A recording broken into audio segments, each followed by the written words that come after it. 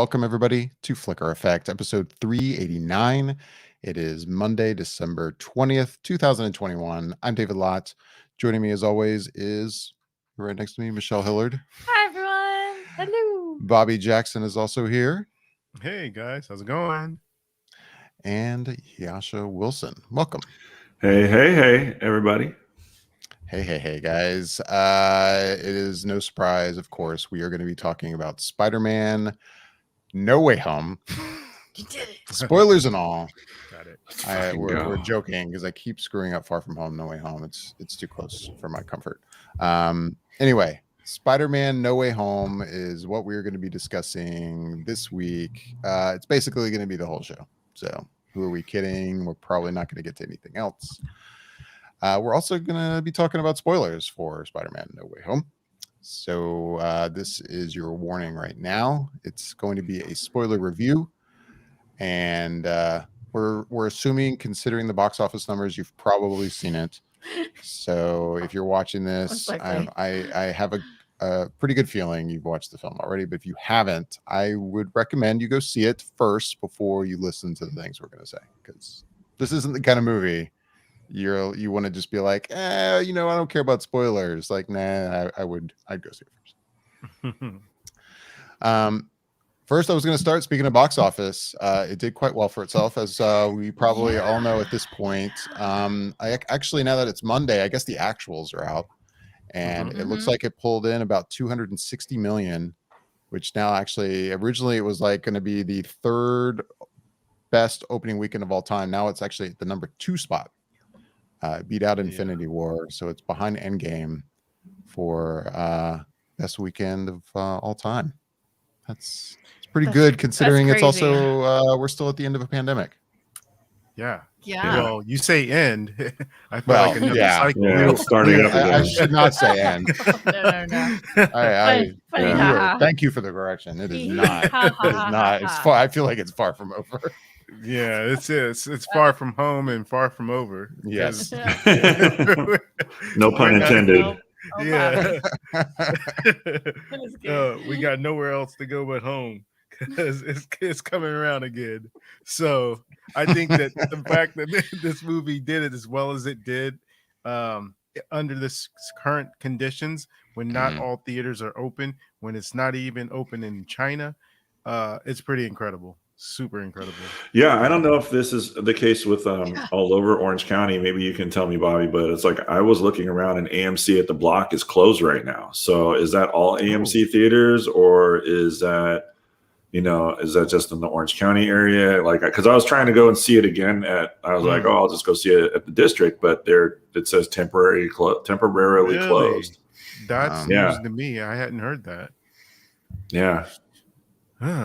Well, I know that they have started closing some theaters. I didn't know whether it's AMC or some of the other chains, but I had heard some theaters were starting to close down a little bit. So that's going to be pretty interesting for the rest of this year if that's the case, considering I think they were really counting on having a good Christmas holiday event kind of centered around Spider-Man and anything else that might come up out in this last couple of weeks. But that's horrible news. I mean, you would think that, I don't know if the block is closed. Like, I would be interested to know if that's closed as well, since it's so close to the Irvine store.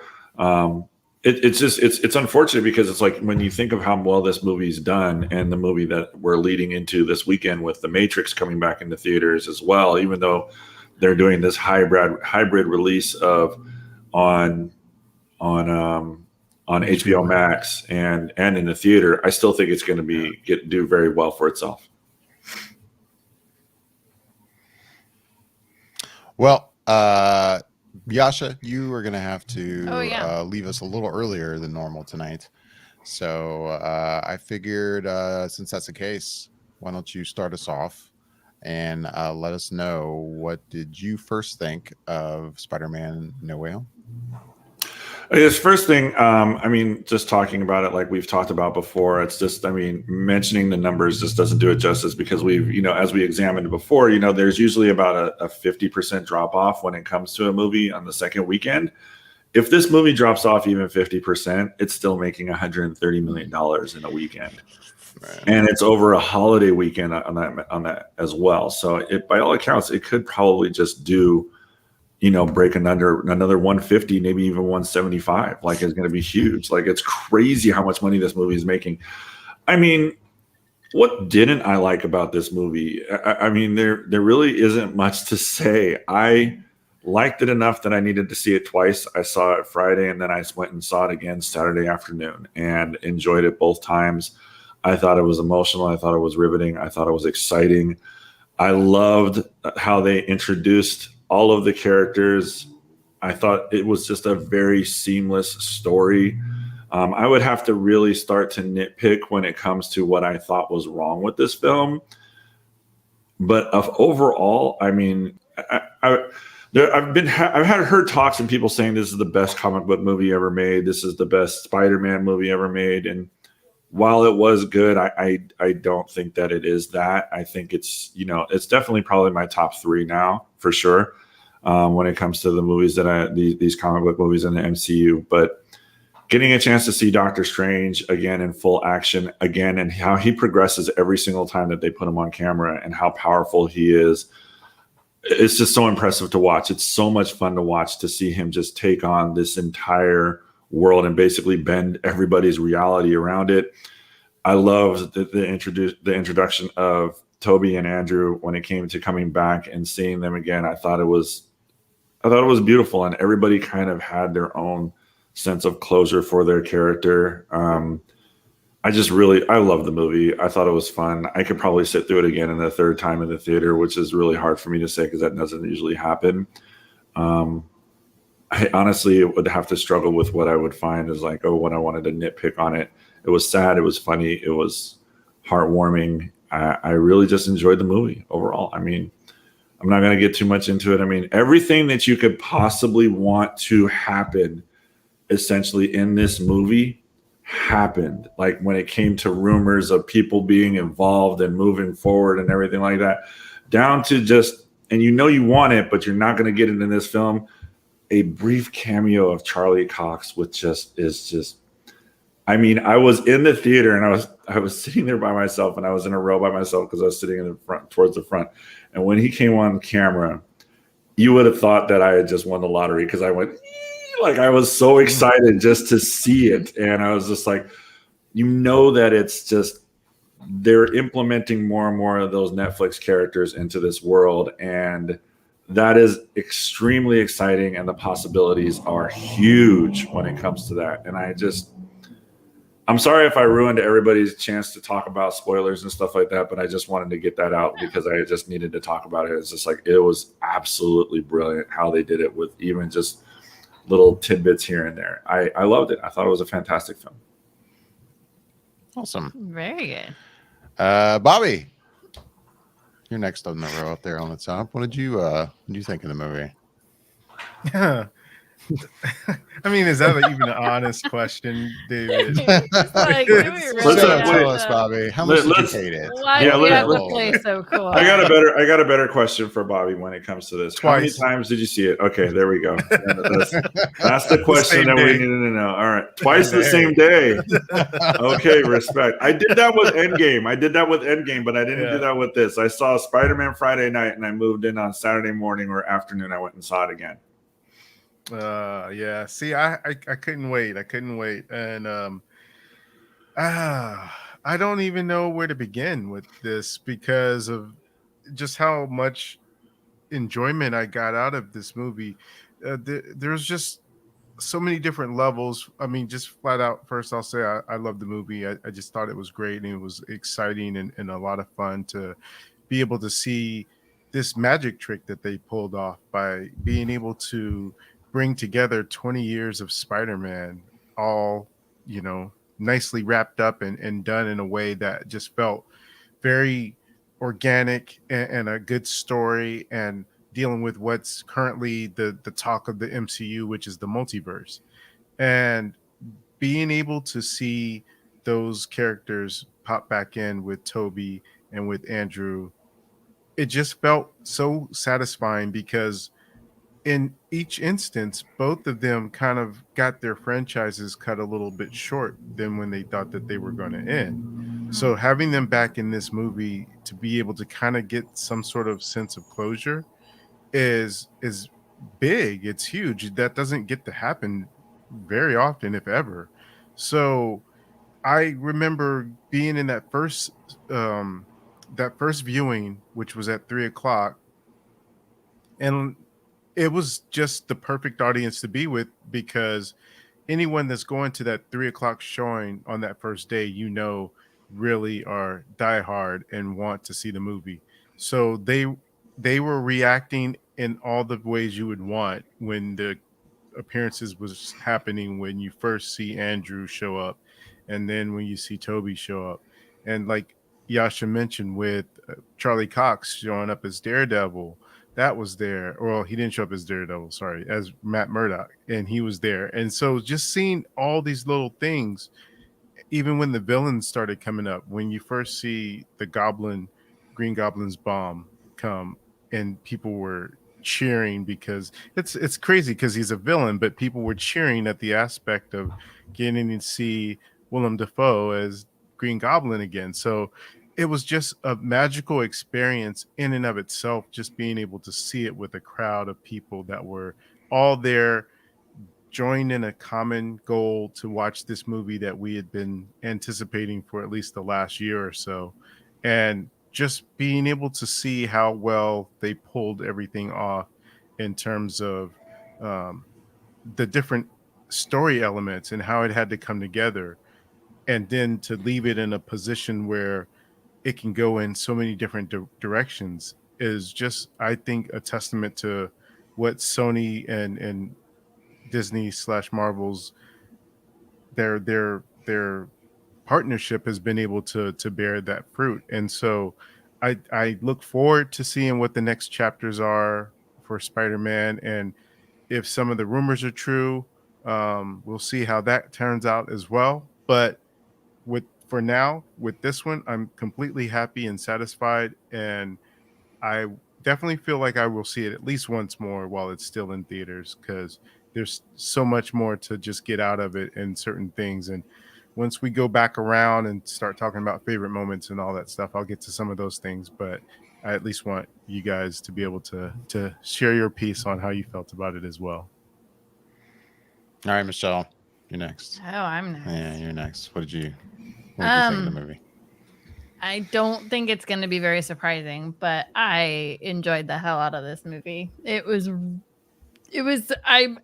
I'm surprised. I say that because I went into it kind of with lower expectations. I really didn't think they were going to pull off such an exceptional story with having so many characters, heroes and villains being included in this film. And I just didn't think that story-wise it was going to be strong enough or thought out enough to kind of flesh out everything. And honestly, they did it. They did a really good job. I'm thoroughly impressed with it. So no, I mean, I cheered when I saw Charlie Cox show up. I mean, I was excited when the villains started coming on screen, and I don't know. It just, the momentum for this movie just kept going. It just kept coming and coming and coming. It really didn't stop. It was a freight train of really great stories and characters and just everything. I don't think I could be. I don't know. I was pretty amazed with it all, but no, everything made me pretty excited. And I say that like I was happy to see everybody show up, and our theater, because Dave and I saw it together, was ridiculously excited to see people show up on screen. And I don't fault them. It was exciting. There were moments though that people were so excited. Their excitement continued for minutes after. And I'm like, I can't hear dialogue. Yeah, it like felt like minutes. It was seconds, but yeah. It was probably 30 seconds a few times. But it was like the dialogue has already happened. Dialogue has started back up again. Yeah. I'm like, okay, guys, like, I have no idea what he's saying right now. Like, calm the F down. I literally could not tell you what Andrew Garfield first says to the audience for the first probably 2 or 3 lines he says. I have absolutely no idea what the man says. I only saw the movie once. So I have no idea what the man says. Like, couldn't tell you. That's really and cool. it's fine. Like it's good. That Oh, like yeah, the theater was so the It's fun. energy was really high and it was really positive and everybody was really excited. And that's the fun of going to the movies. Like that's part of the magic of it. And so I'm not hating at it, but yeah, it was definitely there was definitely electricity in the air, and it was really fun to just kind of have that back again in a theater setting during Omicron. But no, it was. I'm impressed. I mean, like I teared up twice during this movie, pretty hard. Like I definitely had tears coming down my face with Aunt May at the end, and then like you guys were saying, you know, just everybody getting to kind of round out their Spider-Man story in a way, you know, like see Andrew Garfield be kind of valid, you know, he kind of came back by being able to catch MJ, you know, like it was like, oh, he feels, you know, that's a piece of his puzzle that he needed for himself. So yeah, just stuff like that. No, I'm very surprisingly very happy with this film, especially considering how disappointed I was in the second Spider-Man and my trepidations I can't say trepidations about this one going into it. But I have a bunch of nitpicky things about this film, but really if I look at the whole of it, it's pretty positive. Yeah, I mean, you know, you mentioned like you came into it like with pretty low expectations, or not pretty low, but lower expectations. Lower. You know, it's funny, like coming into this movie, you know, this week leading up to the release Thursday night, I found myself kind of, you know, you start to see on social media and with all the marketing, like all this hype around it. So much. And I was kind of bummed because I'm like, man, I'm finding I'm not excited about this movie. I wish I was getting caught up in the excitement like this was Endgame or Infinity War or a new Star Wars film, and I just wasn't. Like I've been skeptical of it, you know, like you. I wasn't a big fan of Far From Home. I think you just liked Far From Home more than I did. Disliked it. Yes. Yeah, I would say I probably did. And you know, like knowing, like, even though I've been excited about this movie in terms of like all the people that we basically knew were going to appear, either confirmed in the trailers or not confirmed, but we just knew it was going to happen anyway. It was like, oh man, is this going to be too many people? Is this not going to work? Is it just going to be a fucking mess of just like characters? And you know, I'm not a fan of that. So I don't know. I just wasn't really caught up in the excitement, and I really genuinely wished I was, and I just wasn't. And then yeah, I saw the movie, and the movie is great. Like, it's, how can you not like this movie? A movie that, you know, a sign of a good movie, that, or a sign of really good storytelling that really works. In that, like, when I think about it afterwards, yeah, there are, you know, if you want to call them plot holes or just like logic that doesn't quite make sense the more I think about it. Like, Yeah. but the movie is so entertaining and so well told that it, you know, it's like I can dismiss it. Like, it's the kind of stuff that when you're not enjoying a movie, you would just rip to shreds and you nitpick and just grab onto and use it as a reason to go, hey, this movie's not very good. And yeah, there are some things about this movie that when I continue to think about this movie afterwards, I'm like, okay, like, yeah, but even in thinking about it afterwards, I still don't care. It's still an entertaining film. Like, and all of my concerns with all of these characters that were being brought in and would it work or not, like, narratively, it about 99% made sense. You know, like, it all really worked and the storytelling was great. You know, I say 99%. The only one, as much as I enjoyed it, like, I love seeing Daredevil on screen, but that was like definitely the one pure fan service. Oh yeah. This is completely unnecessary to this plot moment in that movie. And even so, I still enjoyed it. Yeah. I'm super happy that, you know, Charlie Cox is going to be playing Daredevil in the MCU. It's fantastic. But yeah, it's the one moment in the movie that was like, okay, like, this is totally just, let's get everyone excited, and there's really no reason for this to be here. But other than that, everything else was like, wow, all of this stuff makes sense. It all works. Yeah, I enjoyed the movie a lot. It was nice to see Andrew Garfield. I, get as much screen time as he did for being the Spider-Man that we all knew was going to be in it, but he had to continue to deny it as an actor, and there was some question marks about it. But like, not only was he in it, but he was in it a lot more. It had a way more dialogue than I expected. Mhm. And it's nice to see that there's excitement about him as Spider-Man. Like scrolling through Twitter and the amount of times I've seen people going, I want to see an Amazing Spider-Man 3. Like, as someone who really, really enjoyed Andrew Garfield's take on Peter Parker and Spider-Man, I'm happy to see that because, I've loved Tom Holland as Spider-Man, but other than that, I would say I enjoyed Andrew Garfield probably the most as Spider-Man. So no, that's been cool to see. I really enjoyed him in it. The movie was really good. That's my quick take on it. To kind of jump on the heels of you really quick, I think I've been surprised at how well, and even in our viewing, how well received just Tobey Maguire was. I feel like because that third movie, his third Spider-Man, just wasn't as strong of a film. I feel like he's kind of, I don't know if I would say he got any kind of hate for or anything, but I will say like the love wasn't as strong for him, I think. No, but I would argue that, But leading into this movie, that if you had to guess, like, he wouldn't have been everyone's least favorite Spider-Man. Like, I think Andrew Garfield probably would have taken that spot. really? Yeah, I think so. But I could like, be wrong, but that would be, if I had to bet before I saw No Way Home, I would have said, oh yeah, people would rate Andrew Garfield at the bottom. Really? I don't agree with that.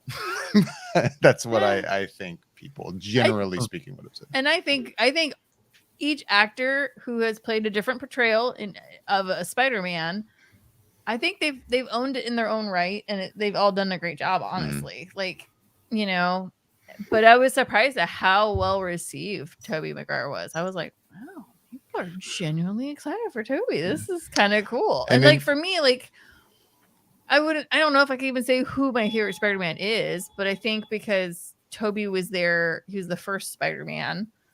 Like, and I was of a certain age when those movies came out, that I was like, I was excited. I was like, that's right, holding his own. Those older people, But yeah, I don't know why it reminds me of, like, going back to the reactions in the theater. I mean, we saw it Friday night, which is Friday's of the official opening, but it opened on Thursday. What Bobby's, there were showings at 3 p.m. on Thursday. Yeah.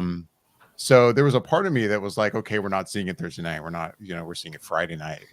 Is it already going to be like less of a reaction by people? And totally not the case. Oh my God. Not like, our screening. if anything, I would argue, like, and hear me out. Like, my experience watching Endgame in a movie theater is an experience I will never forget ever. Like, that was amazing. Like, the reactions that were in that theater, I have seen replicated on people's phones and video that they took in other screenings, everywhere. It was amazing. But I would say that, like, the reactions for the stuff in this movie, it wasn't as an amazing experience. But if anything, I feel like people in our showing there was probably more clapping and cheering and craziness in this showing than at least the Endgame showing I went to. Like, it was borderline. Okay, this is fun, guys, but let's calm down a little bit. Yeah, some of it was a little overzealous at times. Yeah, like, and you were saying, like, the times where it was like, just it wasn't just that you were cheering at something, it was like that you just kept going. It was like, okay, they just kept going. Cool, like, we cheered about it, but now people, the characters are talking again. Can we please watch the movie? People on screen are talking. So, but it was fun, kind of like you said, fun. Michelle. Like, I had a great time, and I'm excited to see a movie like this. It's been a long time for us because of the pandemic to see a movie with this many people, a huge event film like this. Yeah. So that was a lot of fun. And I mean, at this point, who knows when I'll have that experience again, but no, it was cool. Doctor Strange. Yeah. Thor.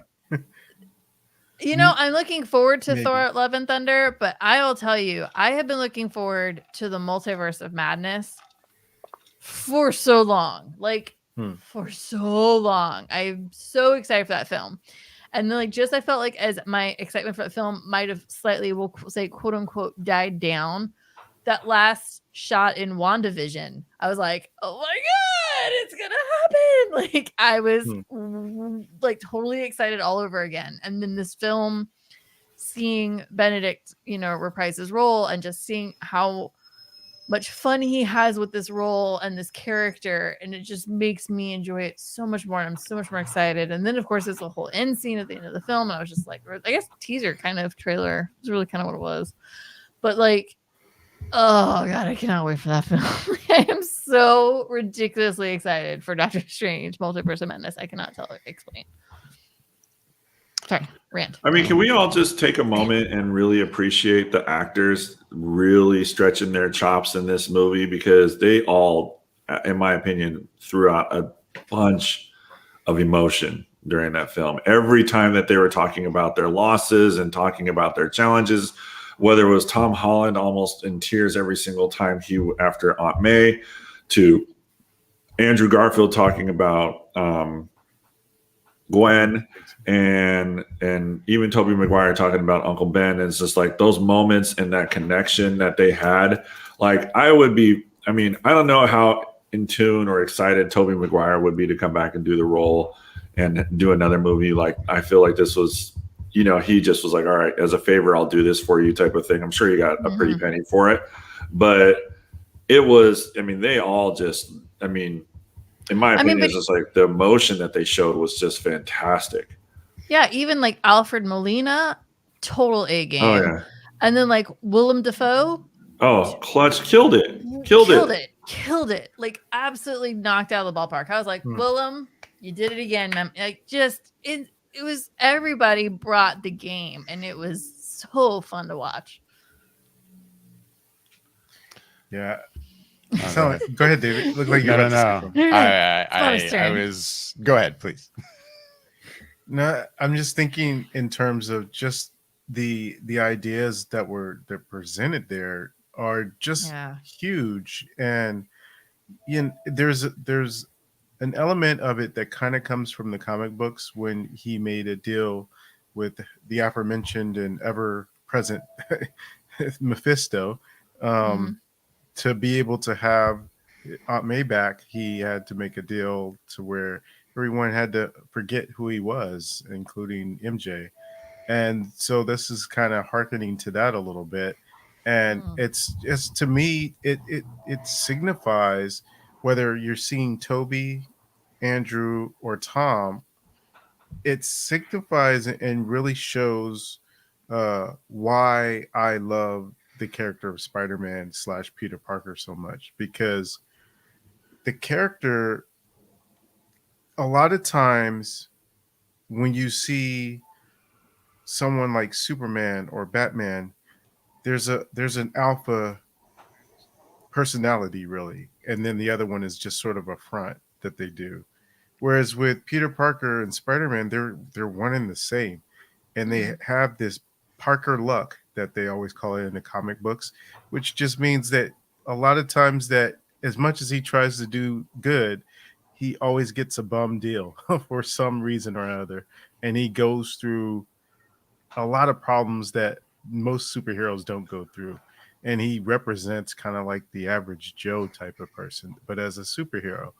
And for him to have so much loss and so much pain, but still do what needs to be done at the end of the day, it just exemplifies to me why that character is so important to me and why I've loved him since I was a kid. And just to be able to see so many other people vibing off of that's indicative of this weekend, and how many people went to go see the movies, and how many people have followed this character for the last 20 years in film, that it's awesome to see. And I'm not like one of those people that's like a gatekeeper and be like, well, you haven't loved him since the 80s or whatever. It's like, no, welcome, like, come on, it's good. I'm glad more people see it and can understand it, and that they get it right in terms of showing who this character is and can be, and to see the next chapter unfold of what they do with him is going to be just as good, because it's like it feels like we're sort of,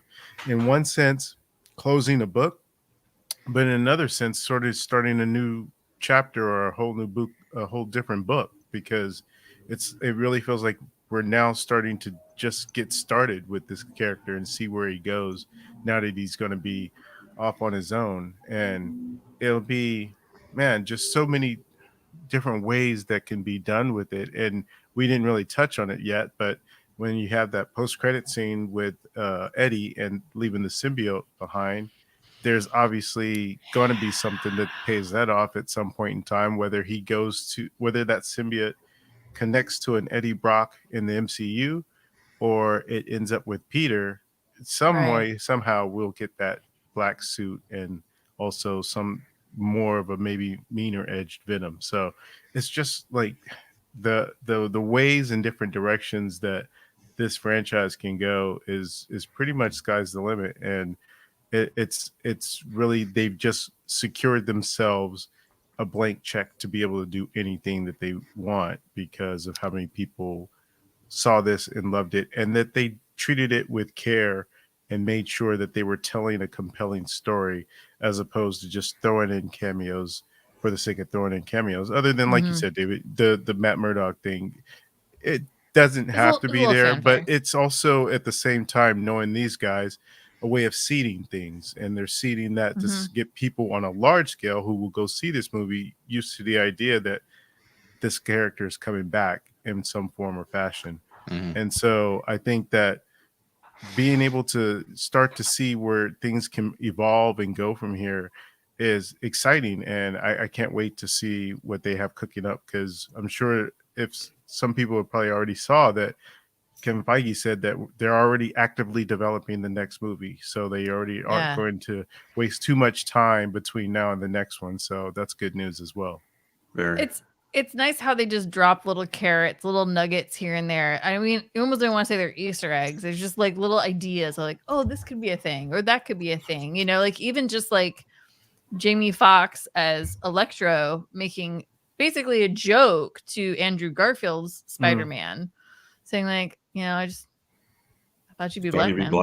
Yeah. You know, like, but that's like, and then, obviously there's characters, like it's there. Like, are they going to start going that? Like, it's like, it's a joke, but it's not a joke. Like, you know, like it'll happen. It's a joke, but it'll happen. You know, like it's very much alluding to that. Like, we have a great animated film right now. We're gonna have what looks like a spectacular second one for that. But like, I'd be cool with that being live action. Let's do this. Like, come on, bring it. Like, you know, I mean, I don't know. It's just, I think I look forward to that. They're leaving money on the table. Don't do I look forward to that day. Miles Morales at some point. So yeah, but it's like, you know, these are. It's just a matter of when. Yeah, it is. Yeah. But like, it's nice that they drop like little things like that throughout the film, and it's just all this is just a little like droplet of an idea. Like, oh yeah, here you go. Yeah, right. Do what you will with it. It's whatever. We'll see. Yeah. Jascha, I know you have to, I think, go soon. Is there anything you wanted to like touch on before you got to split? No, I mean, I said I can dissect the movie from start to finish, and you know, just I thought it was, you know, I guess the one thing that we have touched on, and it's just echoing, and it's just like I love seeing how powerful in each iteration of them introducing Strange is. He just gets more and more and more powerful, and it's just, you can't sleep on that character, and it's so much fun to watch. And honestly, I know Charlie Cox was just definitely a little hint as to like, hey, this is, you know, all part of the same world now. But I mean, I would not be surprised if he ends up in the next Spider-Man, like at all. Like I would see him being a bigger character, and I think that would be absolutely fantastic. But because they do have a lot of crossovers in the comics, you know, at least they used to. Oh yeah. So, I mean, I'm excited. I had a blast watching the movie, and I'm sure I'll have another blast watching it again. So it's like, I can't wait. It's just so much fun. But yeah, I'm sorry I have to bail, guys, but thank you so much. Like, this was awesome. It's just so much fun to talk about really, really good movies. And when we all agree on the same stuff, so we don't bicker with each other. It happens. It happens. We should do the percentages on it, but it probably happens about 60% of the time we all agree.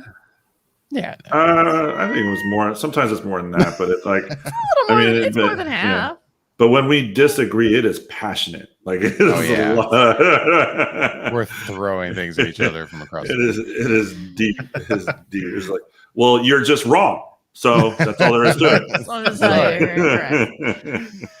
All right, guys. Gosh, Have a I'm glad you wonderful got night. to join us. Yeah. Thanks for Yeah, joining I'll us talk- at least for a part of the show. So For sure. Happy, I'll talk to you happy guys tomorrow. holidays. You too. All I'll talk to you guys Have a tomorrow. good one.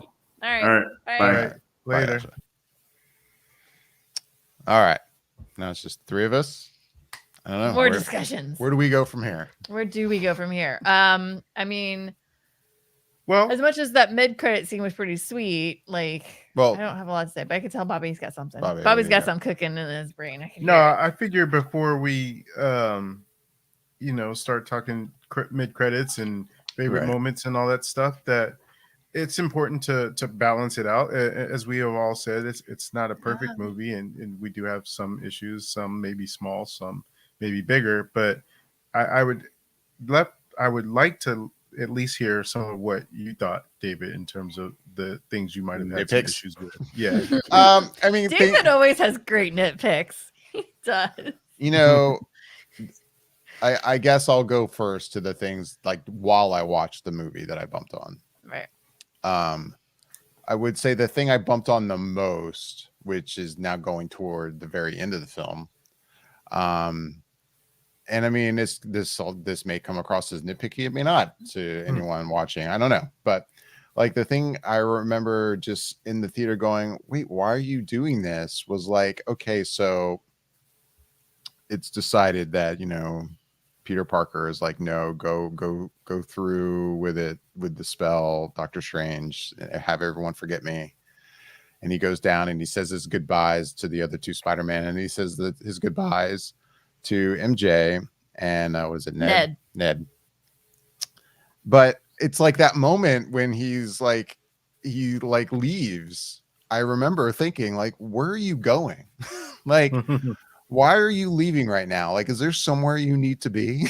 Like, you this is the woman you love, and you are like making a heroic decision and deciding that finally the needs of the many outweigh the needs of the few. But I'll get to that in a second too.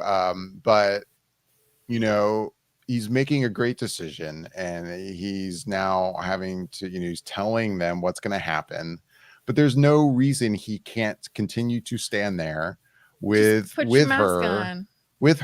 And then as soon as it actually happens and she's like, wait, who are you? What's, like he can then explain immediately what's going on.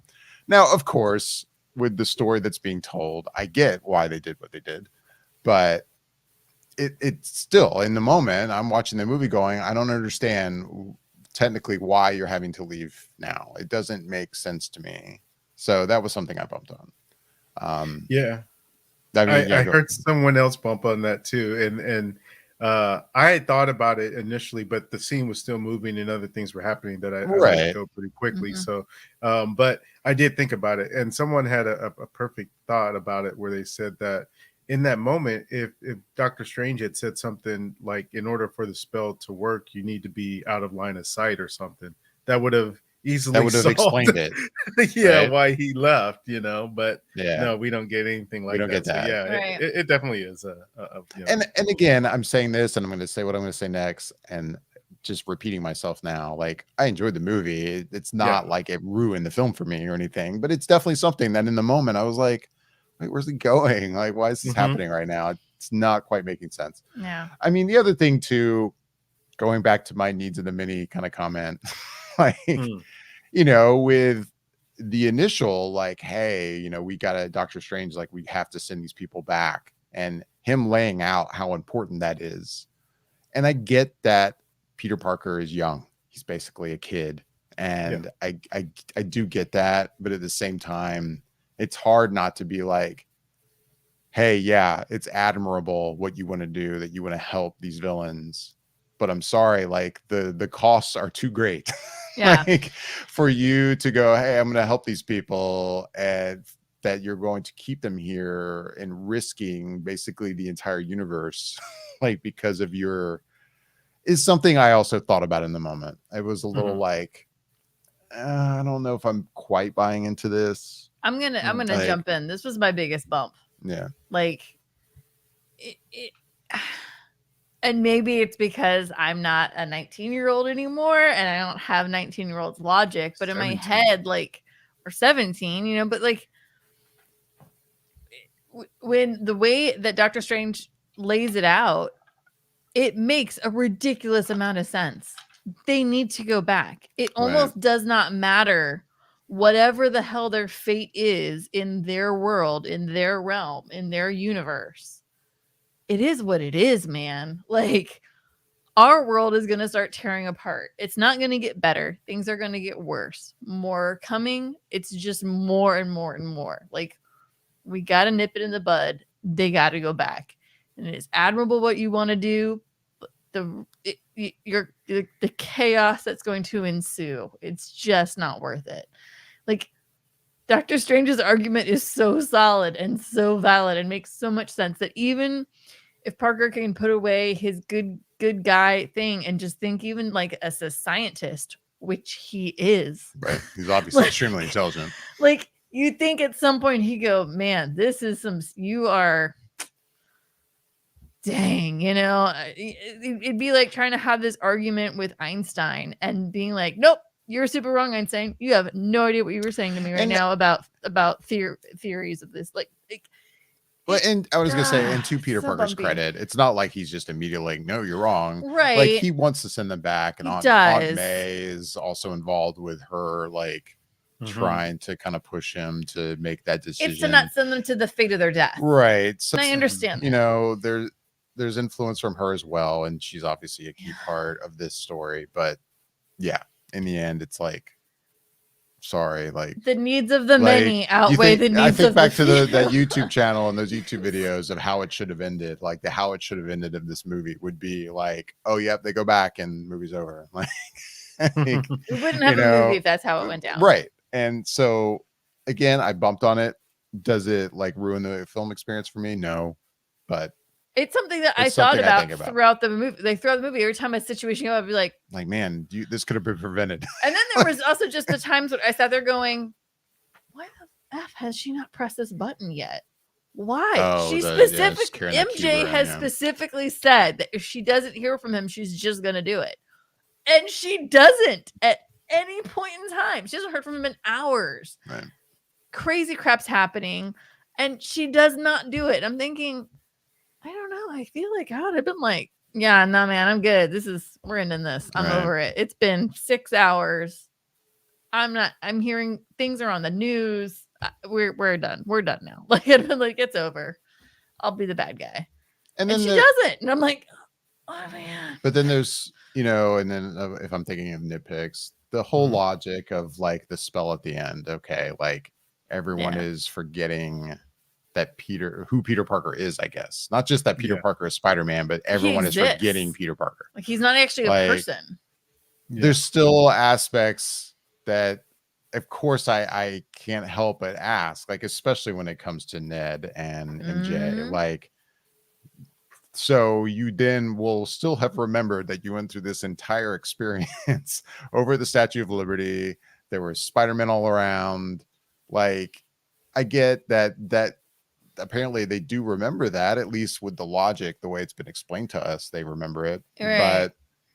But at the same time, with the way the movie ends, and that's that great scene of him going to the cafe, which I love, you know, you just get this sense, the sense I got is that they're just like completely removed from everything Spider-Man related, and they're living their happy, like, high school, we're going into college lives. You know, you would think they'd still be like still grappling with, my God, what did we just go through, and why were we there? Like, what is our connection to Spider-Man? It was a year later. Yeah, because they were going to go in the next semester. So, but the thing is, but even so, like, it's not even just that. For me, it's more just like the fact that Peter Parker as a human being just doesn't seem to exist anymore. Right. Well, it's like that no one knows who he is. Well, right. But like, wouldn't you be like, I know you from, we went to high school together, right? Well, no, but you wouldn't remember. Well, no, he doesn't exist. Yeah. But that's what I'm saying. Like, this is where the logic of the spell like really pisses me there- off, because I that's feel like kind of- it's. Go ahead.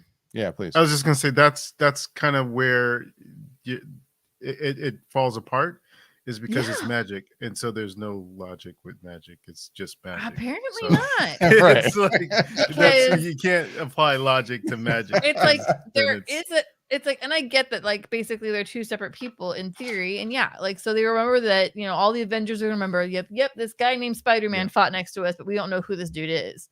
yeah. But the fact that, like, basically Peter doesn't exist at Yeah. all, that doesn't make sense to me. I thought the whole idea of the spell was that people forgot that Peter Parker was Spider-Man. Well, I think that was the original Not spell. that I think the Yeah, that spell was at the the end exists.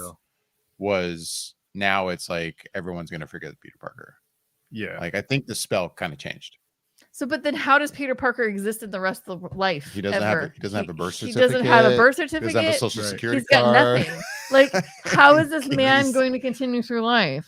It's gonna be fun times watching the I next trilogy of mean, films. If just- So it's like, Yeah. I feel like Well, it just to gets, be it fair- gets really muddled. It gets really muddled to me. no, please go. There's plenty of people who reside in the country that don't have This is very true. so it's not.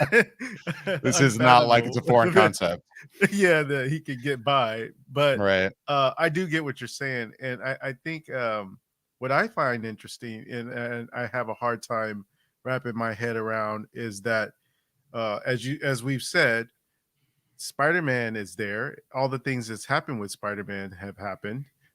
They just don't know of who Peter Parker is.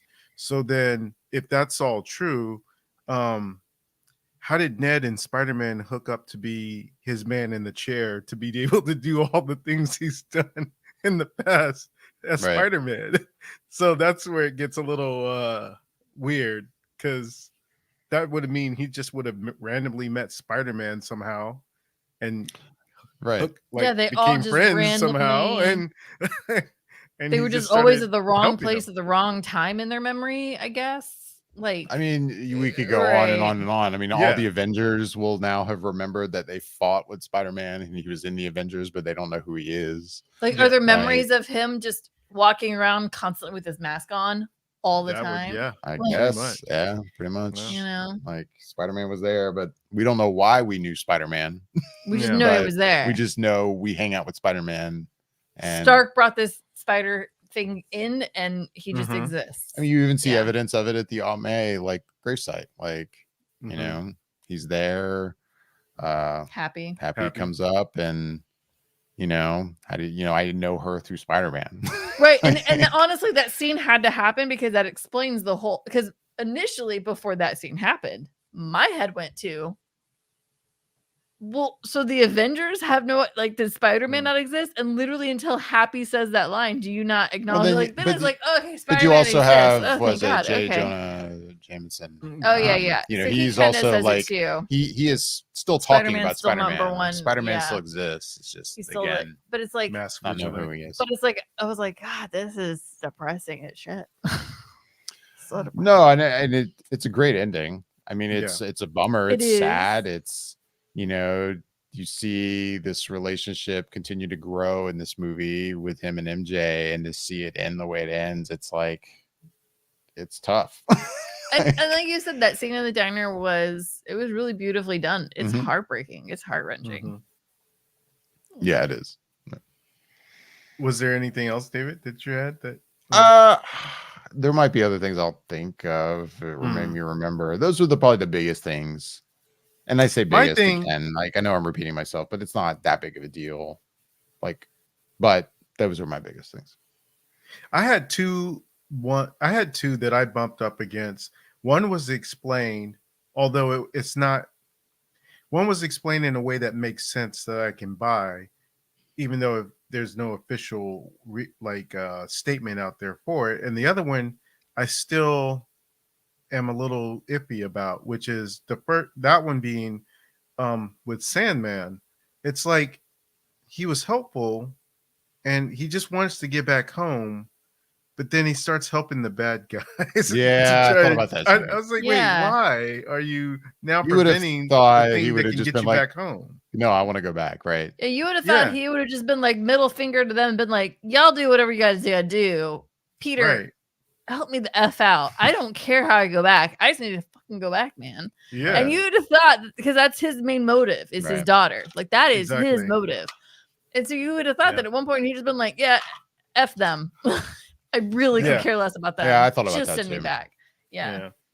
And the other one, which did get explained, like I mentioned, was the whole Eddie Brock Venom thing. Like, if the spell had made it so that people who knew who Peter Parker was were to come through, how would that why have was he there? happened? Yeah, like why would he have been there? And Mhm. so someone explained that the reason why that's the case, and you guys haven't seen Venom 2, but in that post-credit scene, well, you saw it, David. I don't know I if saw you the I saw the post-credit scene. post-credit She scene. saw it I as watched well, it. actually. I watched it So- online. in that post-credit scene, Venom says, like, you know, he's aware of things that stretch across all sorts of galaxies or whatever. So the symbiotes have always sort of been like something of a hive mind kind of thing.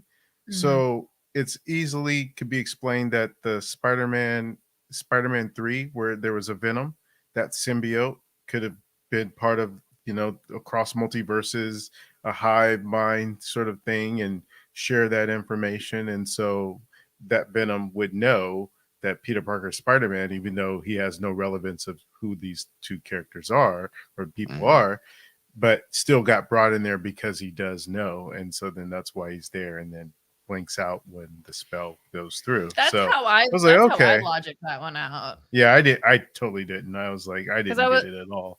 My only thought was like Eddie Brock does not know anything, but Right. the symbiotes know, Yeah. whatever. Yeah, They know, and that I just know from comics and back. Like I know that, and so I was like, well, that makes to me it made sense because I knew that. But I was gonna say, like, for other people that have no idea, they'd be like, Right. wait, why? How's that How work does he again? know? How does he know Yeah. Peter Parker? Well, then also, like, and it's been a while since I've seen The Amazing Spider-Man 2, but like Electro, like, did he ever know? I don't know. Because even this conversation in the movie that you talked about earlier with him being like, oh, I would have thought you'd have been black. Yeah. Like, kind of seems to be confirmation. Like, he didn't know Peter Parker was Spider-Man, so he didn't know who Peter Parker was, right? Like, Right. or did he? Like, yeah. I can't remember That now. would allude to the fact that he did not realize that Peter Parker was Spider-Man. Right. But Exactly. I guess the idea was that Or did anybody he know who Peter Parker was at all? I think the yeah. whole idea is that if anybody who knew who Peter Parker is as just a person that exists, they would come through. Is that what I was understanding? No. This is where it gets muddled. I thought it was that they knew that he was Spider-Man, but I could be wrong about that. But then that would can't mean that remember for sure. Electro would have known, Which I don't think he knew. which I don't think he Right. knew based on the conversation he has with Right, him, especially literally in then. that scene. Yeah. Yeah. That's confusing. Yeah. Mm-hmm. By the way, yeah, Michelle, you really need to watch the Amazing Spider-Man movies. Wait, what? She's never seen that. Oh. Okay, so here's how it goes. I've never seen the 2 Amazing Spider-Man movies. Like, let me clarify this. I have never sat start to finish and watched them. I have Okay. seen bits and pieces here and there of the first one, but I've not sat and watched the first one. I've definitely not seen the second one, but yeah. So no. And the thing is like when those movies came out, it's not like I was some like diehard Tobey Maguire Spider-Man fan or anything, but I guess in my head I was just more like well, why are we having another Spider-Man? And why is it not in the MCU? And freaking Marvel and Sony and everybody else can't get their heads out of their and figure this out. And this was at the time, by the way. So at the time, I was like, I just don't understand why we can't figure this out somehow through legal whatevers and make an actual Marvel Spider. So I was almost pissed off at the situation that had nothing to do Mhm. you know, like Andrew Garfield as Spider-Man. It wasn't like a Right. personal. It was mostly a studio situation. So for me, I was kind of like, screw it. I don't want to watch it because Yeah. what's the point? Because at the time, Marvel films existed. Like those were going on. So I was like, I don't understand why we aren't just figuring this out. So I never watched them because I was like, I don't want to watch these. Mm. Because Well, screw it. What's the point? In my opinion, they're worth a watch. well, Like, Yeah. and now I want to watch you them. should. I Because would like to and see it makes sense because I remember the conversation. I think it was on the podcast, like when the MCU Sony deal happened and Tom Holland was cast. And I remember having that conversation with you. And I remember talking about, don't get me wrong, I was as happy as I was that all that happened. And I was happy with, Tom Holland's been great. But I remember commenting on the fact that I was bummed for Andrew Garfield. Like he seemed very You were. I passionate do remember about that. like being Spider-Man. I still think about that Hall H moment of him like being dressed as Spider-Man and going up and revealing that it was him. And I made a comment about it. And Michelle, you were probably like, whatever, he'll be fine. You screw him. I'm just like, whoa, like That's how annoyed I was. That's how much I was like, I don't understand why this can't just be in the universe that is now happening in the Marvel film universe. Why can we not make this?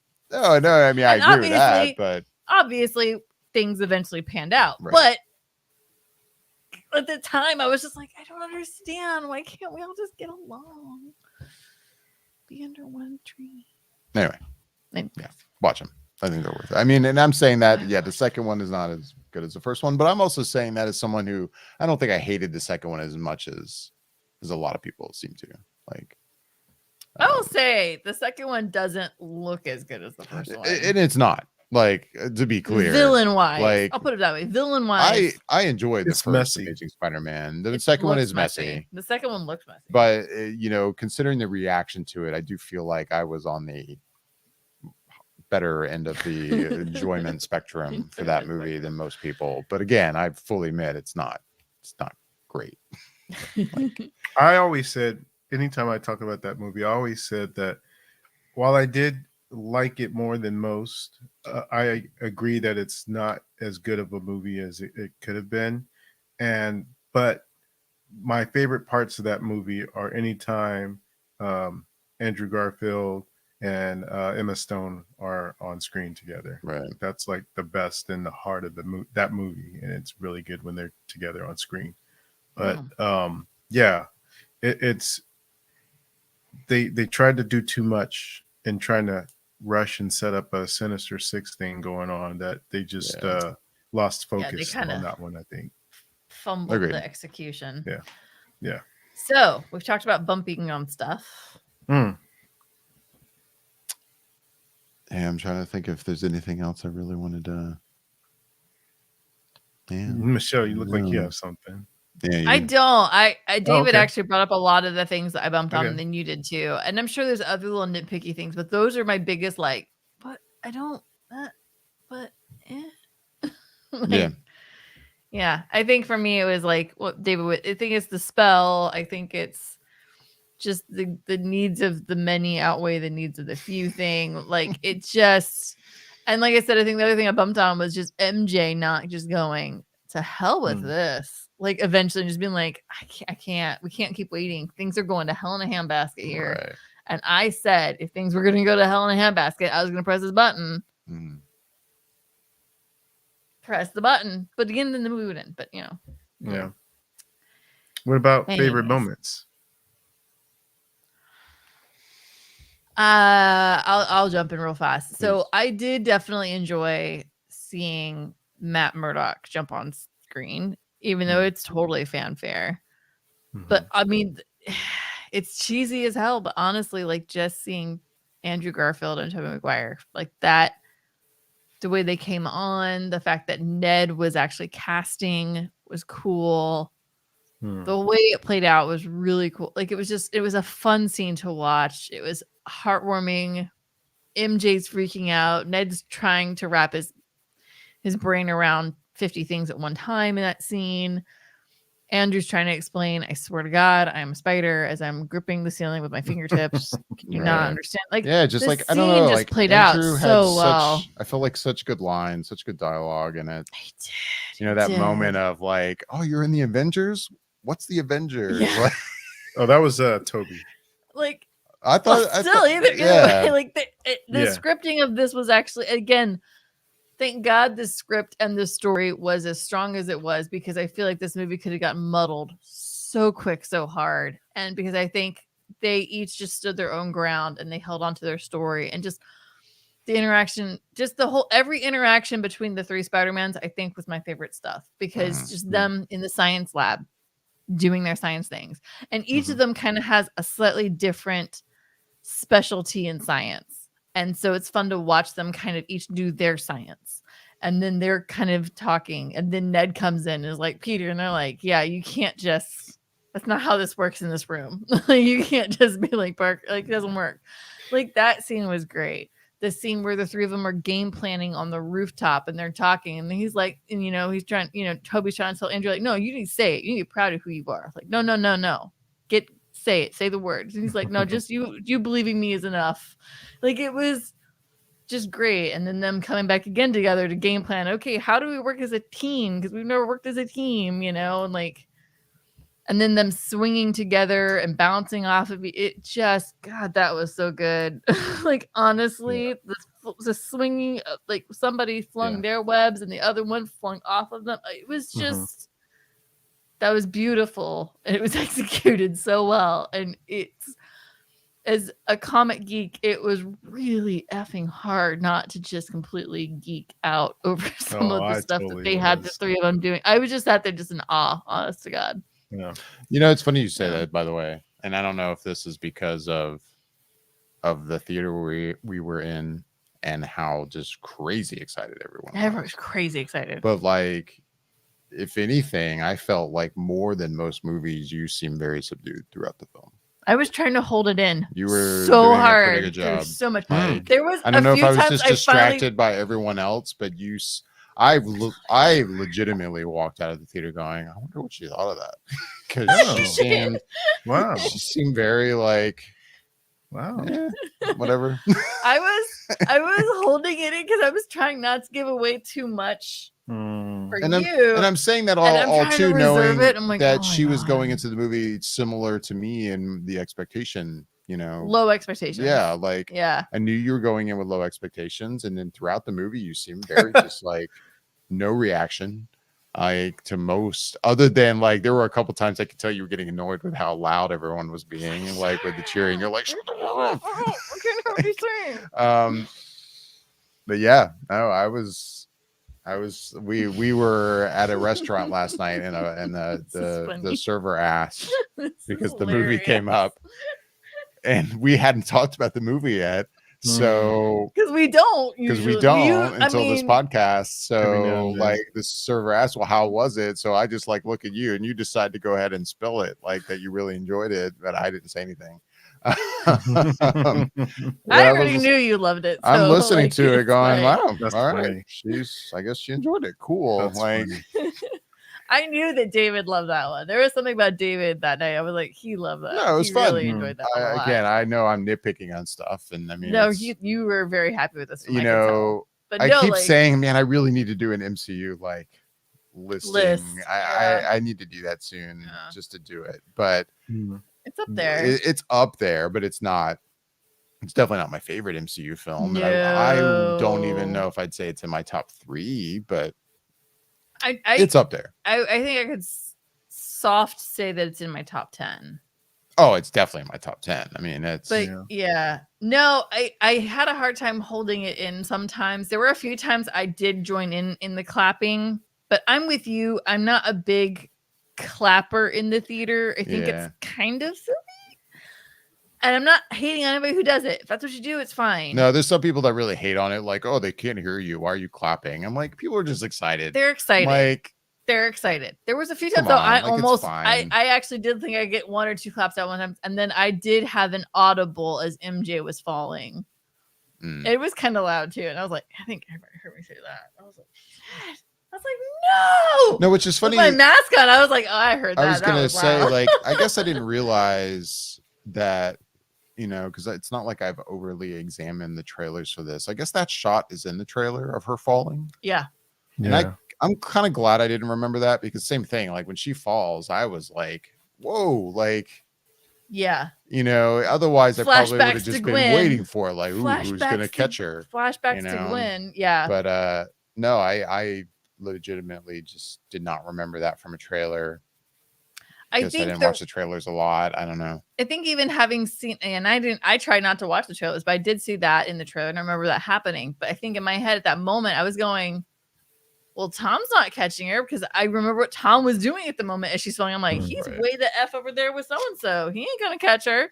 So I was like, so somebody's going to catch her, right? Like in my head, I'm going, Right. Aunt May just died. I'm still reeling. Somebody going to go catch her, right? Right? Like I was like, come on. So I definitely audibly let out a no. Yeah. Fairly loud. I'm surprised you didn't hear it. I felt like it was very loud. I did not. That theater was loud though. I mean, I did. There was a lot of moments. There were a lot of reactions to a lot of moments. I don't remember. Anyways, Whatever. my favorite parts were basically when all three of them were on screen pretty much the whole time. One thing I was going to point out too, and Bobby, I apologize if we're like monopolizing we're this just conversation totally here. Please throwing don't. Bobby out the window. It's all good. You know, going back to just movie theaters in general right now with the pandemic and how it seems the face of a theater audience is changing. There's still, I feel it seems that there's a certain generation or age groups that are just not going back to theaters, and I don't think they'll ever go back.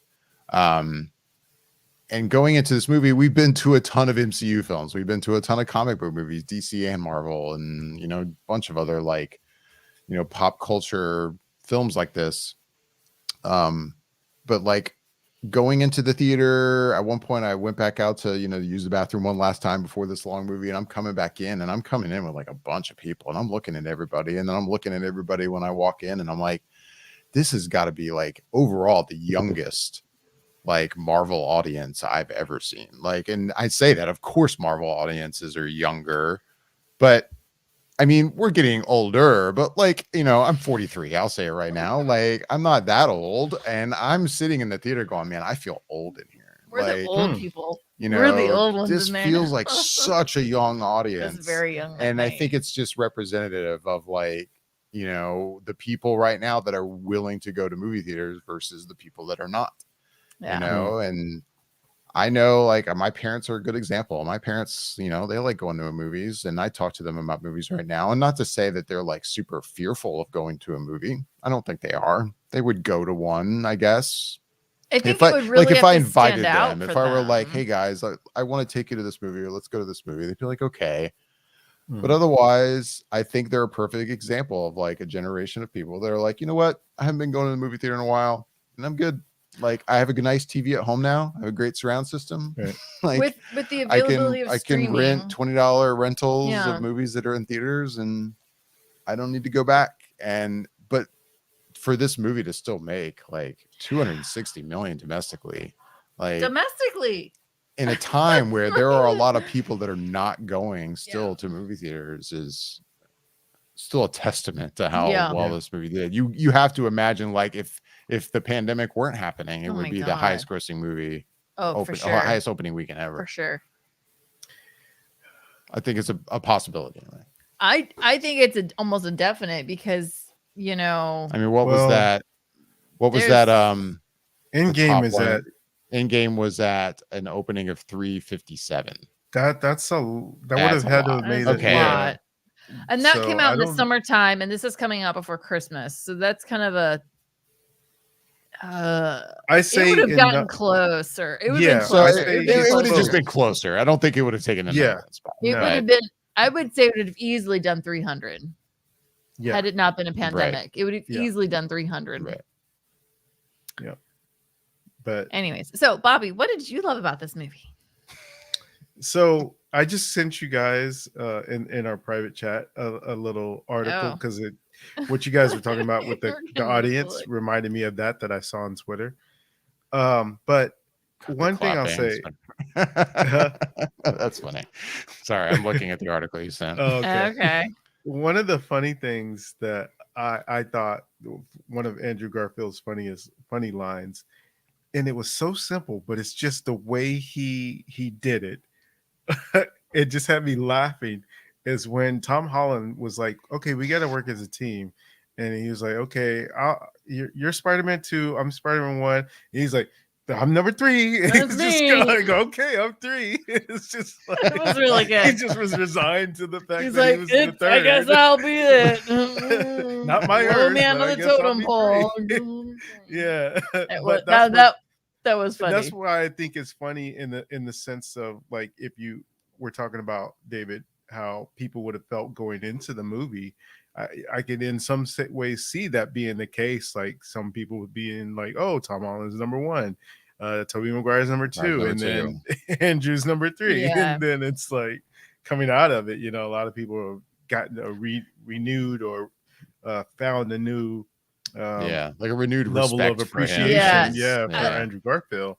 And out of curiosity, did Andrew Garfield's Spider-Man have as much comedy in the Amazing Spider-Mans? Like, was he as funny as he is like in this, or did they make him funnier in this? To me, he's the best Spider-Man.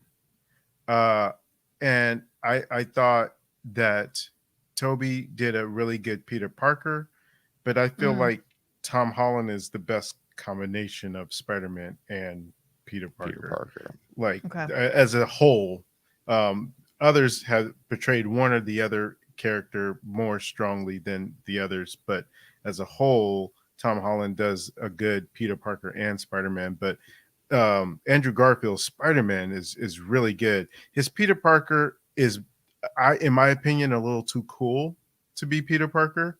And so that's kind of not like how Peter Parker is, especially in high school. He's not so cool, but Andrew Garfield plays him pretty cool in that way. So, but yeah, there's a lot of quippy lines he has as Spider-Man in the 2 movies. So I think he does a really good job as portraying the Spider-Man aspect of that character. Gotcha. No, because he was really funny in this. I was like, damn, he's got all the good lines. Yeah. Another thing that I found funny, I didn't even catch it the first time I watched it, but Michelle, you were touching on it when they were in the lab and they're all working together, and Ned's like, Peter, and I didn't notice it the first time until the second time, and then when they all respond, they're all pointing at each other. And I was like, they're doing the 3 Spider-Man point. That was the moment. They're doing the point. They're doing the it's like that Leonardo DiCaprio thing that you see when he's pointing at the TV screen. Yeah. It's so meta and it's so spectacular. It's so good. Did you guys catch did you catch the Flashpoint? I did. The book, his title was Flashpoint, and I was like, "Oh, Flash!" Right? Yeah, a little DC nod. DC nod. Yeah. It's like, "Oh, Flash," okay. So, and then I'm sorry to go off on a tangent, Bobby. Please, I'll come back to you. But we're screwing Bobby tonight. No. Bobby. It's like I love it actually. It's frustrating though because it's like I enjoyed this movie. I really did. He's got another one. See, he's so good at these. No, it's not that. I feel bad for Flashpoint. And for the next and for the Flash different film. Tangent now. It's how it's going to be. We knew this. But in a way, going into that movie, I still feel like it's going to be just representative of okay, we've had a multiverse film and the animated Spider-Man, and we had it now with a live action Spider-Man. There's no doubt that the Flash movie is going to be different. It's not going to be like this, but in some ways there's going to be similarities, and it just makes me wonder, I guess I'm coming at that too from a DC fan who just feels like DC films, when they can get hate, they get hate. They're gonna get hate, and I wonder how much of that is just going to be oh, okay, here it is, it's basically the Spider-Man film in some ways. I think people are gonna be like, oh, this is DC's answer to the Spider-Man multiverse. Let's throw in some Batmans and call it a day. And I think that's how people are going to react. I think that honestly, no one will care if they get it right. And that's going to be of They're most not. importance. It's like you just said, David, You're right. earlier in the show. If you don't like something, you find more reasons to rip it. And so if they don't get it right, it's they're going to decimate it's DC screwed. for it.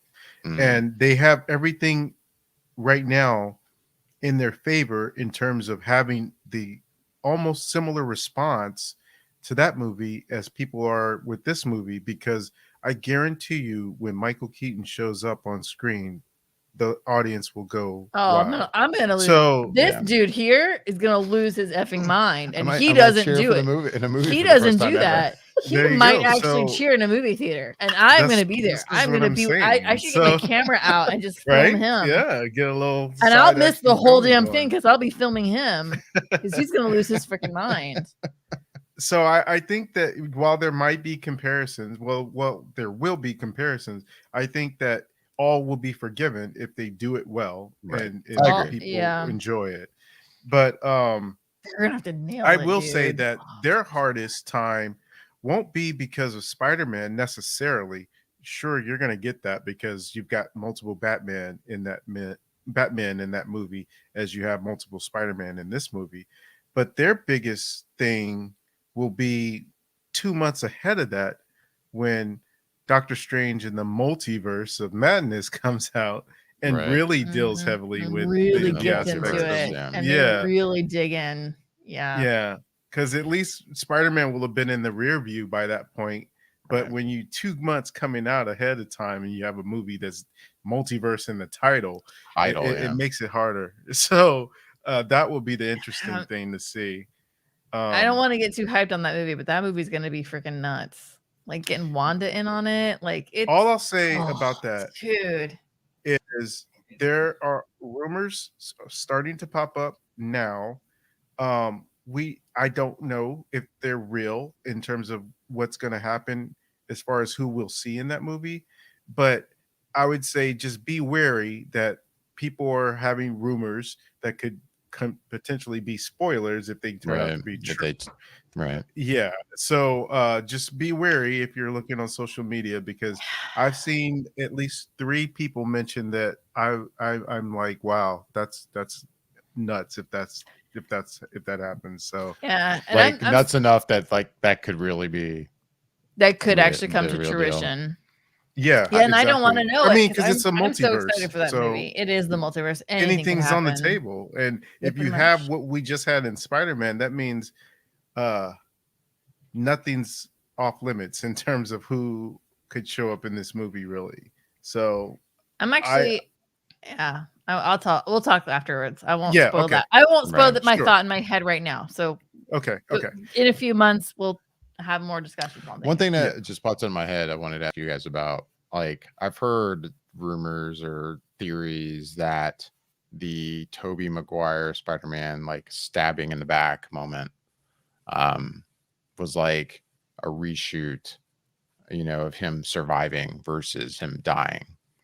And I'm not saying I believe that there was easily an original believable. plan that he was going to die, but I will say in the moment watching the movie, the way the scene plays out, it does feel odd that it feels like a moment like, oh my God, he just got stabbed. He's going to die. Like, and then he just kind of doesn't, like, then he's just like, oh, I'm fine. Like, 'Tis a flesh wound. right? 'Tis a flesh wound. It does feel a bit like odd in the moment. So I can see why that kind of theory would gain momentum, because I could see a situation where that was a plan and then it was decided not to do that for whatever reason. I'm bringing it up to see if I'm crazy or if it's something that you guys thought about at all in the moment. In the moment, I definitely was like, did they tweak this? Because Toby, like, he sold it, man. I was like, dude, he's gonna die. Like, And I was like, he's and gonna it was die. also, by This the is way, a gonna happen. moment And that then, was like coming from a mile away. Like once he stops him and he's standing in front of him, I'm like, oh, dude, he's gonna get stabbed. Yeah, right. No, especially that kind of obvious. shot composition. Yeah. When you're like close in, that's something, and you turn your back on the goblin, so Yeah, exactly. Right. Yeah. It was, you totally knew it was gonna happen. It still was kind of like a, oh, Right. and then it was like all right, is this an end game situation? And then I was like, oh shit, I think he's gonna die. And then it kind of starts rolling back around to like, oh, you've been stabbed before. Yeah, I'm good. I know. Yeah. Oh, Yeah. cool. You understand how this is gonna go down. Cool. You understand this is gonna hurt like hell. And then it does kind of feel like it was reshot. It does have that feel. Like they tested it and everybody went, nope. It's like we already had one death. We don't need. Or even one. the executives. It might not even gone to a test. It might have gone to the execs, and the execs were like, "Yeah, we can't do that. They're gonna riot in the streets." That's why I'm sort of half and half on whether or not it was always the case, or if they changed it, just because Kevin Feige's in on all of these story elements. So I would have thought that if he had saw it, he would have said, no, let's not kill Toby off. Let's do something else there. Yeah. Or maybe, like you said, maybe they did get through it and got all the way through everything and then tested it or whatever and just had maybe a better idea and said, well, maybe we could use these characters again somehow, some way in the future. So let's not do that. Right. And, they changed it up. But I could see it being either way. And yeah, I wouldn't be surprised either way. Just something I thought about. No, I thought about that in the theater too. Cause like, yeah, you saw the moment. It was like, yeah, he's totally gonna get stabbed. And I was kind of sitting there waiting, going, is it gonna happen now? There it is. Oh, it still sucks knowing it was gonna happen. Right. But then it was just like, Toby was selling it for a minute. I was like, shit, I don't think he's gonna make it. Like, I really was like, oh God, this is like, it was almost like just watching it and getting caught up in everything happening. Yeah. It's almost like I had to go, oh wait, he's still alive. He's good. Like, I'm almost thrown off now. Like, yeah. Anyway, it's so. You just go ahead. You just made me think of something I bumped on, and it is a little bit to do with that scene, and it's that it's really silly. In a small way, it bums me out that Toby had to stop Tom Holland's Parker. Like, he didn't about to do it and then chose not to, because they had this whole discussion about how it doesn't help you. It doesn't make you feel better. It's not the answer. It's not going to do it. And he kind of agreed on the rooftop, like, no, you're right. I'm not going to go after vengeance. And then in the moment, because he's all worked up and he's beating the crap out of him, it's in heat in the moment. He's going to do it. But even then, he pauses, and I'm thinking, oh, maybe he's having the epiphany moment of this isn't going to do it. And then he's about to, and then he really kind of starts to thrust down. And then Tobey Maguire's Parker comes in and stops him. And there's a part of me that is a little bummed that it came to that. It came to him having to stop him to do it. Like, he didn't just throw it down the ground and go and take a step back and just go, that's not who I am. But basically, having Toby go in to stop him almost makes that who he is. And it makes me sad. And I'm banging on the table, and I know you hate that. It bugs me a little bit. I don't disagree. I definitely see that. But I also see why they did it that way from a story point. And the way that there's a symmetry there, because Toby did kind of get that revenge on the person that killed Uncle Ben. So he knows where that would go for him. So for him to be the one who stops him and just looks at him, he doesn't even have to say anything. That moment sells it. And that's a learnable moment, teachable moment for this kid who will now end up going into a different direction and not being that person that does something like that. And so I totally see where you're coming from, though, because you would want him to have that own agency for himself in that moment, to be able to choose not to do it, and like so many people have done.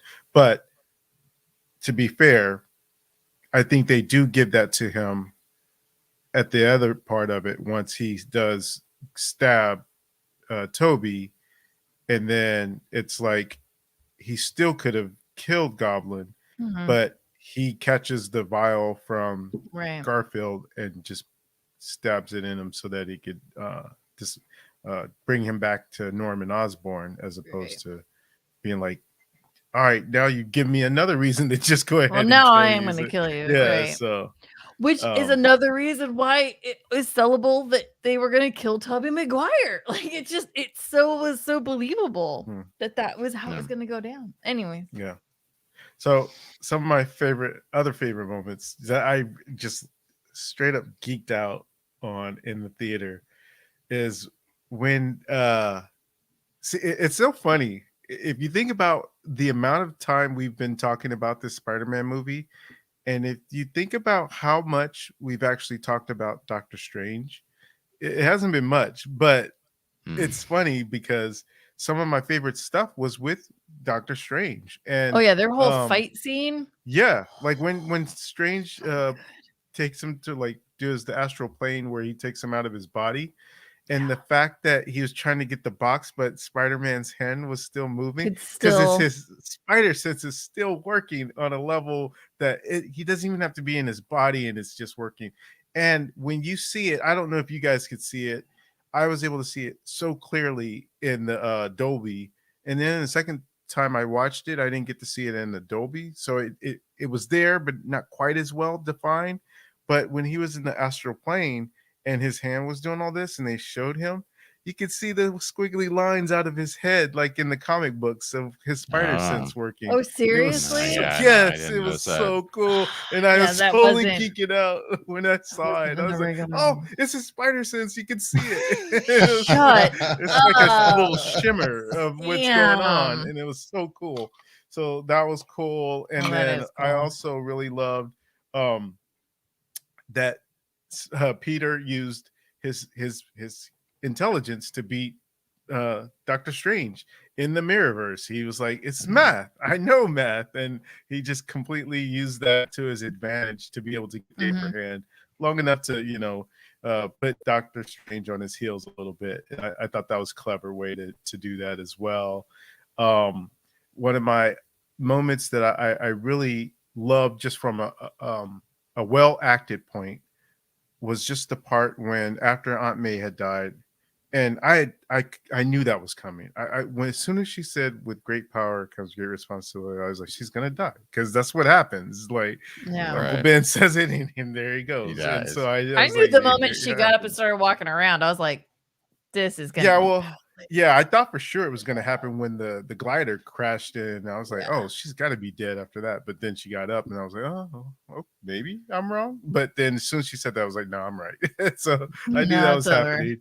But when they go and they find Peter on the rooftop, and MJ and Ned just come and hug him, and just like the three of them together just on the rooftop and sharing in his pain, I thought was like so heartwarming and just so like filled with emotion that they just did it so right without anyone having to say anything.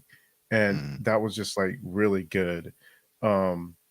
The scenes where I felt like were the one thing I feel like sort of going back to something that maybe wasn't necessary. Lizard doesn't really serve too much of a purpose being in the movie other than just to be able to help round out the villains a little bit. Yeah. So I did kind of find that a little strange in that sense of him being one of the other villains, but so be it. I still thought it was fine, and just in the sense of the way that they were able to bring another character back. But I also like that they continued that relationship of Alfred Molina, Doc Ock, where if his chip is working, he's not a bad guy, and he's friends with Peter, and he's like a mentor. And so they continued that, and even did that little fake out towards the end there, where you think he's on their side, but he's like, no, I'm here, he's here to help. So that was cool. And I will say that kind of was obvious to me, because at no point did they actually show his chip getting rebroken again.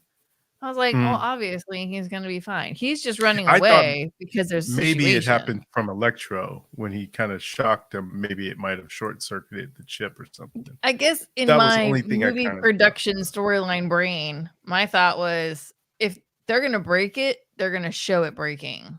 And the fact that they didn't, I was Yeah. like, it's still intact. He's still him. And like, the moment he even came on scene, I was like, this isn't Doc Ock we're actually getting the Professor Otto or Dr. Right. Otto. We're actually getting him. Like, Right. I was like, all is not lost. Yeah. That was and when, I don't know if I would say it was a bump, but it was just, to me, that moment to me was very obvious that was happening. But I will say our theater seemed shocked as hell that was happening. But yeah, like you mentioned too, Michelle, the scene where all three of the Spider-Man are jumping off of like the scaffolding or whatever. oh my God, That's so awesome. Just that sequence so of good. them flipping and spinning and webbing off of each other. And the Oh, fact so that they good. all sort of jumped off and have their own different style in the way that they leap off, all three doing something different. It was just so cool. And just seeing all of them running together like that, and just it's so cool. Just that sequence. It was like their seeing own little together. Spider-Man Avengers moment. Like it was Yeah. very like the team's all Yeah. here. Right. Like Yeah. it was just, oh God, it was an Avengers assemble moment. Like it was just Yeah. like they're like, okay, we've regrouped, we have a game plan, and God, it was so good. It was just done so Yeah. well. I was just like, oh my God, I can't. My little comic. I was trying really hard not to just completely geek out in the theater. It was really good. And I totally geeked out at some of those moments I mentioned. I couldn't help myself. I was just like so caught up in it. I was just like, oh, and then even there, when there's that rift happening and Doctor Strange comes back and he's trying to close it, in the silhouette, you can see certain characters, and I couldn't see everyone, but I definitely saw Scorpion. I know. I saw Rhino. Scorpion. I think I even said it loud. I was like, Scorpion.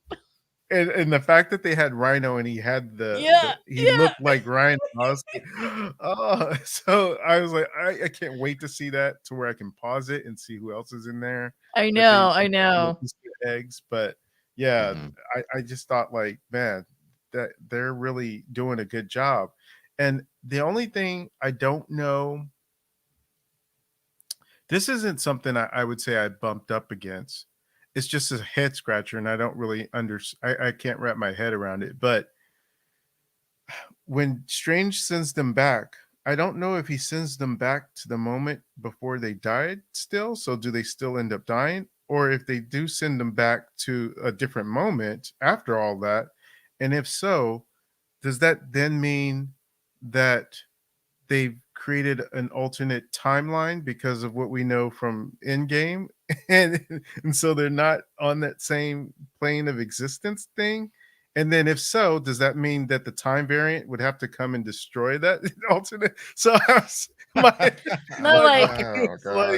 so many layers on layers. Like I was thinking that too. I was like, so if they go back and they go back a few seconds before they die, and they somehow can convince that Spider-Man that, oh wait, hold up, it's me. Like I don't know, I'm not crazy. Like, and then survive that interaction, that breaks off the timeline and changes that multiverse in a completely different way. Like there's layers and layers and layers. Like it's so insane to me. Right. If you really think about it. Like, what do you think, David? Like, how would you explain that aspect? I was thinking that in the theater. I was like, this is so effed. I mean, you're going down that road of just like, I mean, we could go on and on and on. It's just insanity. Like, yeah, it's not something I thought about in the moment. I mean, I guess it kind of plays into some of my things I've said I bumped on with the use of the spell and how does it really work, and I don't know. I guess I didn't really think about that. To me, it's like they're going back, and you're also messing with like, are we, it's a multiverse, but there's also timelines, which are almost, they're kind of different things. So it's like, but did the Spider-Man that were also there are the same timelines as the people that were there? We know they're not, I guess, based on the things that were discussed, because hey, like you were Toby's older. like Doc Ock even's like, hey, Osborn, you were dead, like you've been killed, like so they're not the same timelines, but you would think like, oh, they go back and then they are like, hey, I'm good now. They wouldn't be killed. I wouldn't agree that just because they went back before they died, that means they would still die. I would think not. They've Because got a very changed. finite amount, but they have a very finite amount of time. If they go back just at that time frame just before Spider-Man does what he does, yeah, they but have I don't a very think that was finite amount of time to go. I don't think that him, was like oh, what hey, was said in the film, like, oh, you were gonna go back right before you were dying. It's just sometime before. I was given no impression that it was like you're gonna go back and boom, you're gonna die in the next frame or something. I guess in my head, my thought was that they were going back to the time that they blipped out of. Yeah. Because Right. they were saying such a specific time at the moment that they were like, well, it was this moment right here, and then I was here. And so I guess in my head, you'd be blipping or getting sent back to that, basically that same moment in my mind. Yeah, That's but I don't think that's necessarily like it. right before they died. Like It's a few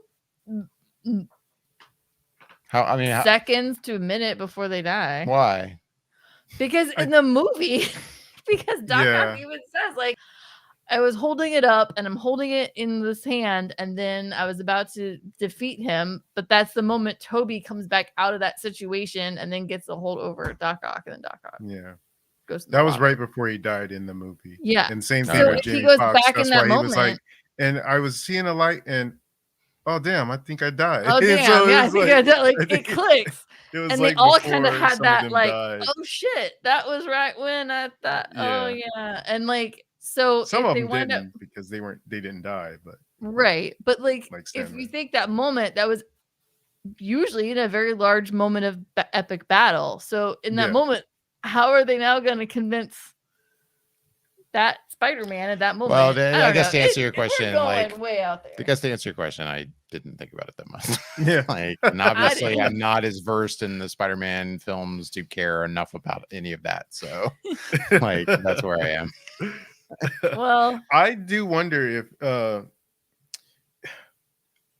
I can't help but to be thinking about some of these things because they're never altogether very clear on the timeline of when certain things are happening. right. Like I don't know when the Loki series takes place because if everything started going all wacky with the multiverse, did that happen prior to the Spider-Man movie or does it happen after it? It was Endgame.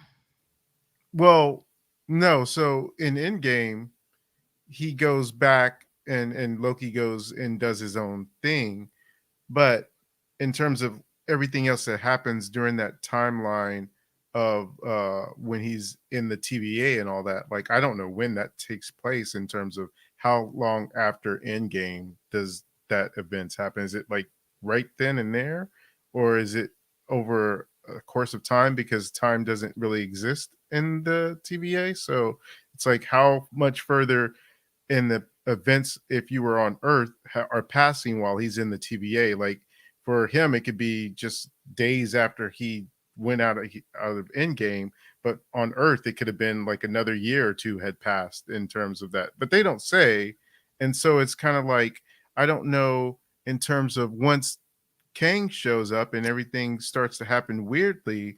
Like, does what happened with Loki cause the multiverse, or did I have a fun theory for you. So this is the one I've heard. Spider-Man do it, or did Doctor Strange in the multiverse and Wanda do it? I don't know. So they're saying it was actually Wanda in WandaVision, and that if you watch the battle between Wanda and Agatha when they're up in the air, and you actually sync it up to the same time in Loki when Loki and what's her name are talking to what's his name, that the split all happens right at the same time that Scarlet Witch officially happens. Like there's a split in the line and the scenes and the way they do it. So that would mean that basically Loki is taking place in those few days after Endgame during the same time frame that WandaVision is happening. That's the theory. I've heard that. Yeah, I've heard that And theory, which I think it kind of makes sense based on the way they have certain things shot. It does kind of sync up. it definitely. And it could all just be I've seen total the way these. fan Yeah, crap. it could be Who knows? coincidence, but Could it just be is coincidence. odd. But I will say, And- like, there's just there's this moment, Kang kind of goes, there it is. And it's this exact same moment that they say it syncs up in WandaVision. Right. And I'm like, that is awfully coincidental, as the sky's doing kind of the same thing as it's doing in Loki as it is in WandaVision. I'm like, that is awfully pretty freaking brilliant. Like, that's quite the coincidence. Just the I way do it kind of all feel- times up. I do feel But- like with how all these things are happening, Multiverse of Madness will answer it all and Yes. possibly end it all at that point. Well, it's either gonna end it all, or it's gonna make it even crazier for when Ant-Man and Wasp start up Quantumania. in Quantumania. Could be. It's either gonna end it, or it's gonna make Quantumania even like more. Because it was already confirmed that Loki was going to be in Multiverse of Madness. So Yeah. it'll be interesting to see how that, That you movie's know, gonna be so insane. I can't comparing wait. notes basically.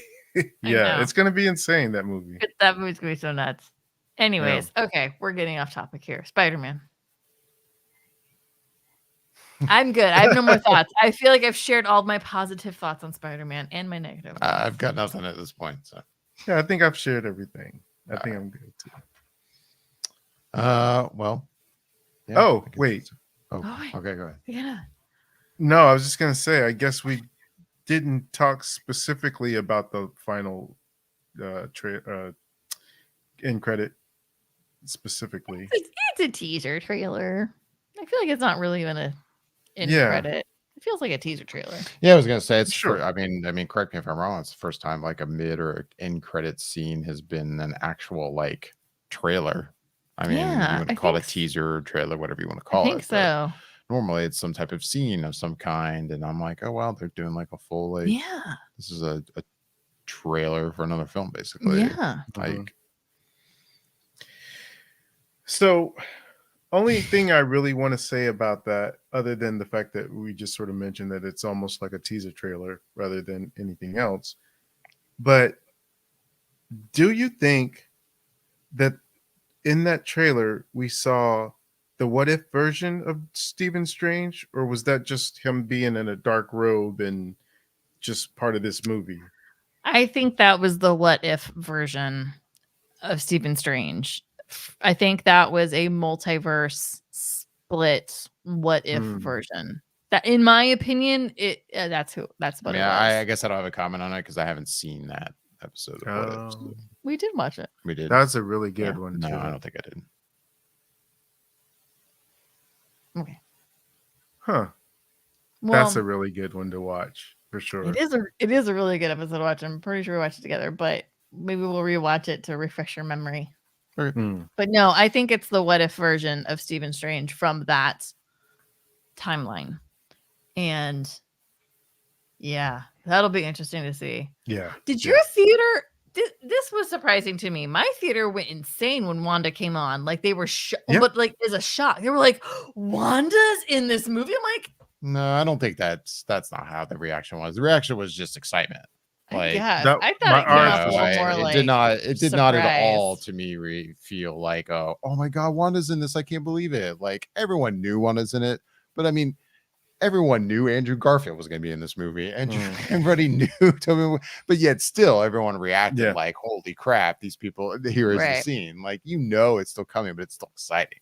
Like Mm. I the guess. reaction to her in that teaser was purely just excitement to see her. Wanda! Yeah. Right. I didn't take it at all like, oh my God, I can't believe she's going to be in the movie. Like we all knew we knew she was going to be in it. Like that's not at all a spoiler. So that's how I took it. Yeah. I need to go to bed. This is late. Yeah, I think we're gonna wrap things up. As always, we would love to hear back from everyone listening and watching. You can email us at feedback@flickereffect.com with your questions and comments. If you are watching live on Twitch, Facebook, or YouTube, make sure to leave any questions or comments down below. On YouTube, make sure to like and subscribe, hit that bell icon to be notified whenever we go live in the future. And we are on Twitter and Instagram at Flicker_effect. You can reach out to us there. With that, I'm David Lott. I'm Bob Jackson. And I'm Michelle Hillard. Thanks for listening.